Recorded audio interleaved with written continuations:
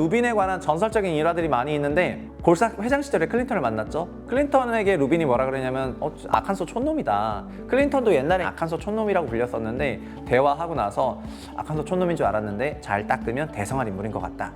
그래서 자기가 그 월가라든가 글로벌한 마인드를 클린턴에게 심어줬다는 거 아니겠습니까? 그래서 결국은 나중에 그가 대통령이 되고 이후에 민주당 쪽의 핵심 그런 금융 경제 관료들의 막후에 있는 그런 엄청난 그런 인물이 되는 것 같습니다.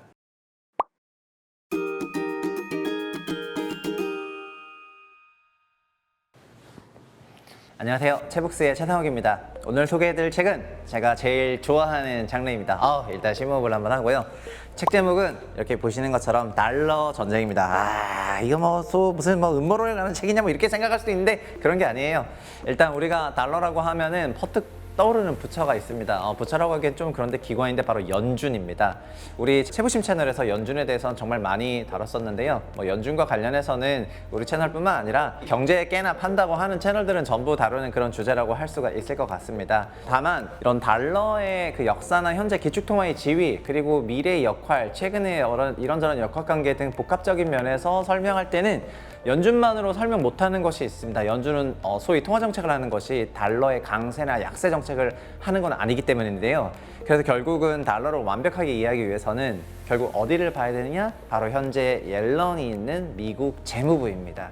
그런 의미에서 이 책은 어떤 책이냐? 그 재무부의 역사, 즉 달러라는 거를 바라보는 데 있어서 통화정책을 쓰는 연준과 관련해서 많은 책들을 그동안 다뤘다면은 지금은 나머지 그 재무부, 결국 달러의 강세 혹은 약세 등등 여러 이런 달러에 대한 얘기를 하는 반쪽짜리를 이제 총체적으로 다뤄주는 그런 책이라고 하겠습니다. 그동안 좀 연준 몰입형 그런 달러에 대해서 좀 생각을 했다면은 이번 책을 읽고 나서는 정말 포괄적인 생각을 할 수 있게 되면서 굉장히 기쁜 마음으로 소개를 해드리게 되었습니다. 그래서 바로 한번 시작하겠습니다. 우리가 연준 의장들에 대해서는 일단 좀 알고 있습니다. 연준 의장들은 임기도 길고요. 1970년대부터 외워보자면은 1979년부터 87년까지 폴 볼커였죠. 87년부터 2006년까지 거의 20년. 으아, 많이 해먹었다. 20년간 그린스펀이었고요. 그리고 2006년부터 14년까지의 8년이 바로 그 유명한 헬리콥터 벤 버냉키고 2014년에서 18년은 우리 비둘기 옐런 할머니 그리고 2018년부터 지금까지 파월이 되겠습니다. 그래서 이런 연준 의장에 대해서는 잘 알고 있는데 재무부 장관들에 대해서는 우리가 사실 잘 모르고 있잖아요. 아니면 연준 의장보다는 덜 알려져 있습니다. 그런데 이 달러 전쟁은 저의 이런 재무부와 관련한 정보들을 어마어마하게 줬던 책이기 때문에 제가 읽은 입장에서 와, 이건 연준 책보다 더 재밌다. 달러를 약하게 강하게 이런 정책들을 쓰는 걸 보면은 진짜 굉장히 재미있게 읽을 수가 있었다. 우리가 보통 화폐와 관련한 전제에 붙으면 음모론적 서사로 가는 경우가 있는데 이거는 완전 그런 서사가 아니고요. 책을 쓰신 분도 누구냐면은 살레아 모신이라는 기자입니다. 2016년 4월부터 블룸버그 뉴스의 미국 재무부 담당 기자로 활동을 이제 시작을 했고요. 당시 잭 루 장관의 임기 가운데 마지막 몇 달을 또 취재하기도 했었고, 그리고 2016년에 도널드 트럼프가 되면서 스티브 무누신 재무부 장관이 이제 들어오게 되는데 그 전환기를 또 취재했고, 이 책에도 무누신 얘기가 많이 나오거든요. 그런데 그 무누신이 도널드 트럼프 치하에서 대통령의 그 아메리칸 퍼스트 미국 우선주의의 비전에 맞춰가지고 달러 정책을 바꿔야 되는 그런 일들이 있었는데 그거를 전통적인 재무부 장관이 해야 하는 룰과 달랐을 때 어떻게 했는지를 옆에서 시시콜콜하게 다 취재했던 그런 굉장히 빠꼼한 기자라고 하겠습니다. 그래서 저는 요즘에 외국 도서를 보면은 제가 재밌게 읽은 책은 연준 돈찍제 책도 마찬가지인데 대부분 다 기자분들이 쓰시는 거거든요. 그래서 이 미국의 기자들은 왜 이렇게 책을 잘 쓰나 이런 생각을 하면서 좀 책을 읽고 있는데 여러 가지 정치적인 분열이나 달러와 관련한 다른 사고관의 충돌이나 그런 거에 대해서도 굉장히 철저하게 보도한 그런 기자가 그 모든 것을 다 집대성했기 때문에 트럼프의 무역전쟁, 경제제재, 연준의 일부 또는 국회의사당 이런 걸 온통 취재해 나가면서 이제 상세하게 한 거의 한 세기 만에 이런 이야기들을 다 정리했다는 차원에서 진짜 엄청난 그 대서사가 이 안에 들어있다라고 하겠습니다. 제가 영상 중에 자꾸 돈을 찍어내는 제왕 연준과 조금 비교를 하더라도 양해를 부탁드리는 게 어쨌든 이 책은 재무부를 다룬 책이니까요. 그러니까 일단 저자부터 믿을만해. 일단 이 얘기를 할게요. 자, 그럼 본격적으로 책으로 들어가 봐야 되겠죠? 일단 미국 재무부 장관들 중에서 가장 유명한 인물들, 어떻게 보면 이런 사람들이 책의 주인공들인데요. 그 리스트들을 조금 소개해 보면은 기대감이 올라가지 않을까 싶습니다. 먼저 소개해 드릴 사람은 제임스 베이커라는 인물입니다. 80년대 레이건 행정부에서 재무부 장관을 했던 사람입니다. 근데 이 사람 잘 모르시죠? 그러나 우리가 이 전설적인 이벤트를 알고 있습니다. 바로 프라자 합의를 알고 있습니다. 1985년 프라자 호텔에서 이제 달러와 약세를 이끌었던 그런 정책인데 그거를 추진한 장관입니다. 그러니까 우리가 제임스 베이커는 몰라도 프라자 합의는 알잖아요. 근데 그 프라자 합의라는 전설적인 이벤트를 레이건 행정부 산하에서 추진을 한 그런 인물인데, 이 사람의 그 성격이 나오거든요. 책에 엄청 생생하게 나와요. 그 합의를 어떻게 한 게 나오는데, 그래서 이 사람 진짜 대단한 인물이다 뭐 이런 생각을 했습니다. 두 번째로 소개해드릴 사람은 이 사람은 굉장히 유명한데 티모시 가이트너입니다. 티모시 가이트너는 정말 진짜 많이 알려진 인물입니다. 이 사람은 로버트 루빈이라고 하는 책의 주제를 담은 인물이 있고 나중에 말씀드리겠는데, 그분 재임기 때 공무원이었고요. 루빈의 영향을 많이 받았고 결국 75대 재무부 장관이 된 인물입니다. 오바마 행정부 때 재무부 장관이었어요. 2009년부터 2013년까지. 그러니까 오바마 행정부를 대표하는 정책을 쓴 사람인데, 티모시 가이트너가 유명한 거는 2008년 글로벌 금융위기를 처리할 때 당시 AI 사태, AI 살려준 거 있잖아요. 그거를 당시 티모시 가이트너는 재무부 장관이 아니라 당시 재무부 장관은 헨리 폴슨이었는데, 폴슨, 버냉키, 가이트너는 뉴욕 연은 총재였습니다. 이 3자 조합으로 글로벌 금융위기를 헤쳐나가게 되거든요. 그리고 나중에 티모시 가이트너는 그때의 그 소감을 담아서 스트레스 테스트라는 책도 쓰고요. 아마 08년이 자기 인생에서 어떤 분기점이 된 40대 이상의 사람들은 대부분의 그 필독서라고 생각하는데, 이 사람이 뉴욕 연은 총재 할 때부터 그리고 오바마 행정부의 그 여러 가지 정책들을 4년간 쫙 하는 내용들이 여기 쭉 담겨 있거든요. 근데 당시에는 글로벌 금융위기를 살렸기 때문에 소위 전설적인 인물로 많이 평가가 됐는데, 결국 요즘 시대에는 월가에 너무 좀 손을 들어주지 않았냐 이런 비판을 받으면서 미국의 민주당이 오히려 서민 정당이 아니라 소위 부자를 위한 그런 정당으로 미국인들이 일부 비판하는 데 영향을 준 인물인 것 같습니다.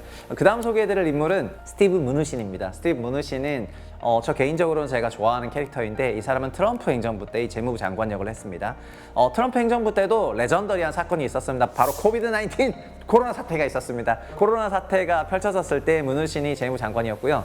코로나 사태 어떻게 봉합했죠? 결국 돈으로 봉합을 했고 치료제를 만들었는데, 돈으로 봉합한 거를 케어스 액트라고 하는 법률로 우리가 알고 있죠. 그 케어스 액트는 3조 달러 이상의 자산 매입 프로그램이었는데, 그 법을 긴급하게 시행해야 된다고 국회를 설득한 인물입니다. 그래서 무누신이 그 국회 설득 이후에 케어스 액트가 작동을 했고, 여기서 미국 회사채, 개인들에게 나가는 체크 이런 것들을 전부 집행을 하게 됩니다. 사실 무누신은 정통적으로 재무부 장관으로서 해야 되는 게 달러의 강세, 그 지위를 지켜야 되는 건데, 트럼프는 이제 약달러도 좋다 이런 발언들도 종종 했었기 때문에, 그래서 자기 재임 기간에 그런 사상관들이 충돌했다는 얘기들을 여기 많이 담고 있었는데, 그거를 읽는 게 조금 재미가 있었습니다. 다만 그가 관료로서 보였던 여러 행보들은 아마 사회생활을 하는 사람들한테도 굉장히 배움이 될 것 같아가지고 책을 읽으면 그런 다른 잔재미가 있다 말씀드리겠고요. 그리고 폴 오닐이 있습니다. 이 사람도 조지 부시 산하의 그 재무장관인데, 조지 부시 때 뭐가 있었죠? 바로 9.11 사태가 있었습니다. 그래서 9.11이라는 게 그 미국의 역사를 바꾼 이벤트인데, 이 사태 이후에 미국에서는 금융거래를 추적하기 위해 가지고 스위프트라고 하는 그런 은행 간 거래를 추적하는 시스템을 동맹국에게도 들여다보기 시작을 했고요. 지금은 스위프트를 통해 가지고 은행 간 거래들을 다 들여다보고 있습니다. 폴 오닐은 그거를 추진했던 당시의 재무부 장관인데, 그래서 어떻게 보면은 책 제목이 뭐죠? 달러 전쟁이잖아요. 지금 미국은 무력 전쟁을 하고 있는 것이 아니라 달러 전쟁을 하고 있는데, 그 달러 전쟁의 기반을 만든 인물로 묘사가 됩니다. 결국 폴 오닐 시대에 스위프트를 포함해가지고 이란을 향해서 제재하고 등등 많은 금융 관련 제재와 달러를 무기화하는 거, 이런 것들이 책의 주제인데, 제가 지금 등장인물 소개하다 보니까 책 주제를 말씀 못 드렸으나 이런 것들을 핵심적으로 묘사한 인물이 오닐이 되겠고요. 그 다음에 마지막은 아닙니다. 앞으로 한참 남았어. 근데 헨리 폴슨을 소개해 드리겠습니다. 헨리 폴슨은 08년에 그러니까 금융위기가 터졌을 때의 재무부 장관입니다. 헨리 폴슨이 결국은 미국의 페니메이나 프레디맥 같은 그런 기관들을 안정화시켰고 리먼 사태를 잠잠하게 했거든요. 그러니까 코로나 사태 때는 무누신이 국회에 가가지고 그거 했다면은 리먼 사태 때는 헨리 폴슨이 국회에 가가지고 이제 그런 걸 요청을 했고요. 결국 국회에 가서 그걸 연설해서 연준으로 하여금 QE 1차를 만들게 했던 인물이 헨리 폴슨입니다. 그러니까 헨리 폴슨이 굉장히 좀 덜 알려진 감이 없진 않은데, 우리 자산시장의 역사에서 연준의 양적 완화는 너무나 중요한 거 아니겠습니까? QE1, QE2, QE3, 그 다음에 QE4가 스티븐 무누신이 주장했던 케어스 액트가 되는 거죠. 그래서 이런 자산 매입 프로그램들의 시작을 만든 인물입니다. 제가 지금까지 말씀드린 인물이 되게 전설적인 인물이고 책도 많이 냈고 여기저기서 이제 많이 이용이 되는 인물인데요. 책에서 좀 덜 알려졌지만 엄청 중요한 인물로 마크 소벨이라는 사람을 얘기하고 있습니다. 저도 잘 몰랐던 사람인데 이 사람은 미국 재무부 차관을 지낸 재무통이고 40년간 금융 관료로 일을 했고요. 미국의 달러 강세 정책을 40년간 이제 관리하는데 소위 브레인으로서 자기가 모시는 재무부 장관들에게 계속해서 직보고를 하는 엄청난 인물로 묘사가 되는 것 같습니다. 그리고 이 외에 존 스노우라고, 왕자의 게임 아닙니다. 일단 존 스노우라고 있는데 03년 재무장관이고요. 존 스노우는 달러의 무기화, 그러니까 그 이전에 스위프트 만들면서 부시 시절에 재무부가 달러 무기화를 하는 거 있어서 존 스노우가 마치 왕자의 게임에 나오는 그런 캐릭터처럼 확실히 재무부를 통해 가지고 달러를 무기화하는 거를 체계화했다. 재무부 산하에 그런 기구를 만들면서 이제 이걸 제도한 그런 인물이라고 할 수 있을 것 같습니다. 책은 그래서 여러 재무부 장관을 이벤트마다 다루고 있는데요. 근데 책의 진주인공은 로버트 루빈이라는 재무부 장관입니다. 로버트 루빈은 이 달러는 강해야 된다라는 말을 미국이 무조건 추앙해야 할 정책이라고 생각하고 이걸 근본적으로 수립한 인물입니다. 뭐 티모시 가이턴을 포함해가지고 루빈의 제자들이 지금까지도 이어지면서 어떻게 보면 루빈의 철학을 잇고 있기 때문에 저희가 돈찍제를 통해 가지고 새로운 인물을 알았던 것처럼 사실 루빈은 이미 유명하지만 굉장히 배울 만한 사람이라는 생각이 들었습니다. 어떤 의미에서는요. 1938년생이고요. 하버드 경제학, 그다음에 런던 정경대, 그다음에 예일 로스쿨을 졸업을 했고요. 영재이고 그다음에 1995년에서 99년까지 재무부 장관을 했습니다. 머리부터 발끝까지 월가고 골삭 회장 출신이야. 엄청난 인물이라고 하겠죠. 그래서 루빈에 관한 전설적인 일화들이 많이 있는데 골삭 회장 시절에 클린턴을 만났죠. 클린턴에게 루빈이 뭐라 그러냐면 아칸소 촌놈이다. 클린턴도 옛날에 아칸소 촌놈이라고 불렸었는데 대화하고 나서 아칸소 촌놈인 줄 알았는데 잘 닦으면 대성한 인물인 것 같다. 그래서 자기가 그 월가라든가 글로벌한 마인드를 클린턴에게 심어줬다는 거 아니겠습니까? 그래서 결국은 나중에 그가 대통령이 되고 이후에 민주당 쪽의 핵심 그런 금융 경제 관료들의 막후에 있는 그런 엄청난 그런 인물이 되는 것 같습니다. 그래서 이 책은 루빈이 만들었던 달러 강세를 그 이후에 재무부 장관들이 어떻게 추구하는지 되는 거고요. 그리고 빠지면 안 되는 한 명이 있죠. 바로 우리 옐런 할머니가 계십니다. 비둘기 옐런. 옐런은 현재 재무부 장관이죠. 근데 그 바로 직전에 연준 의장이었습니다. 가장 재임 기간이 짧았던 연준 의장이었기 때문에 트럼프에게 안 좋은 마음이 있을 수밖에 없어. 연준이라는 프로그램에서도 헤드를 해봤고 재무부에서도 헤드를 해봤기 때문에 어떻게 보면 달러 그 자체를 드러내는 살아있는 화신 같은 존재라고 할 수 있을 것 같고요. 옐런은 바이든 행정부 때 러시아 우크라이나 전쟁이 났고 바이든이 러시아 제재하자 했는데 옐런이 그 자리에서 반대를 했다고 합니다. 그래서 바이든이 좀 빡쳤는지 내가 하고 싶으면 하는 겁니다 하고 이제 한다고 했는데 그러고 나서 참모들한테 옐런 좀 설득해 주세요. 그 옐런이 지적했던 대안이 뭐가 있는지 한번 말해주세요. 막 이런 얘기를 하거든요. 역시 취재 기자가 좀 깊게 취재를 하다 보니까 이런 것들을 다 책을 통해서 설명을 할 수가 있었는데 좀 생생하게 와닿았습니다. 일단 제가 지금까지 뭘 했어요? 제가 지금까지 미국의 재무부 장관들 리스트업을 쭉 했는데 그 바로 이전 브레턴 우주 체제부터 시작해서 근본이제가 폐지가 되면서 신용화폐로 넘어가는 과정에 폴 볼커 자서전에서도 그 폴 볼커가 달러 본이제 닉슨 체제에서 그게 해제가 될 때 막 왔다 갔다 뛰어다녔던 그런 인물이었잖아요. 그러니까 그런 것들을 다루면서 루빈이 말했던 강달러 전략 등등 이런 것들 쭉 나오고 있는데 근데 그거를 되게 레전더리한 인물들 좀 그냥 무협지 있는 것처럼 그렇게 저한테 굉장히 재밌게 읽히더라고요. 책이 제목이 달러 전쟁인데 앞서서 언급했던 폴 오닐 시대 이후로 어떻게 보면은 스위프트를 포함해가지고 그때부터 금융제재 등등 무역 전쟁이 아닌 금융 관련한 규제들이 본격화될 수 있다는 걸 시사한다는 그런 뜻으로 생각하시면 되겠고요. 다만 책의 시작이 그 러시아 우크라이나 사태를 시작하는데 그때 옐런이 반대를 하잖아요. 옐런이 반대를 하면서 저자가 어떻게 이제 경고를 하냐면은 사사건건 많은 일들에 이런 식으로 개입을 하고 달러를 괄지고 규제를 하고 전쟁화, 무기화하게 된다면은 미국이 몇백 년간 유지해 오려고 노력했던 달러 강세가 훼손이 될 수가 있고 그런 의미에서 22년이 굉장히 전략적으로 약달러를 어떻게 보면 열어줬던 트리거가 될 수도 있다고 생각하면서 글을 막 쓰셨습니다, 저자가. 근데 물론 현재는 그럼에도 불구하고 미국이란 나라가 갖고 있는 경쟁력으로 인해서 강달러가 계속해서 이어지고 있고 그러니까 우리나라 주식시장이 안 되는 거 아니야. 여튼 그럼에도 불구하고 그런 경고성 멘트를 할 수 있었다고 하는 것이 저한테는 조금 와닿는 내용이었던 것 같습니다. 네, 그러면은 달러 전쟁 소개를 조금 마무리 지을 때가 된 것 같은데요. 달러 전쟁에 나오는 인물들은 뭐 전설적인 인물들이 많습니다. 그리고 덜 알려졌지만 중요한 인물들도 많은 것 같아요. 이 책의 특징은 이런 인물들을 그냥 단순 연대기로 보여주는 것이 아니고 주제에 맞게 좀 짜깁기 해서 보여주기 때문에 앞서 제가 설명드렸던 그런 인물들에 대해서 한번 듣고 읽으시면은 훨씬 더 재밌게 읽을 수 있지 않을까 그렇게 생각이 되고요.